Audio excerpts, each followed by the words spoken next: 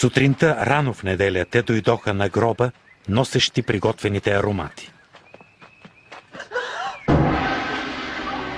Намериха камъка, отвален от гроба. И като влязоха, тялото го нямаше.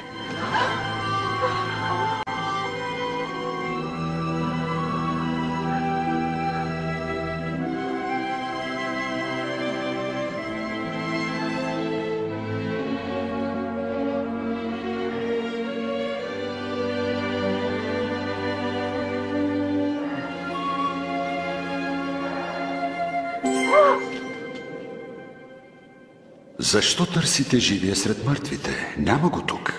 Възкръсна. Спомнете си думите му. Човешкият син ще бъде предаден в ръцете на грешници. Ще бъде разпнат и в третия ден ще възкръсне. Мир на всички!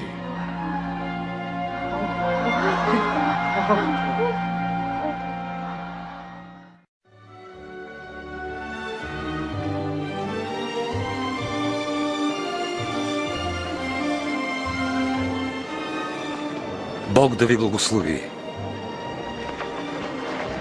Даде ми се всяка власт на небето и земята.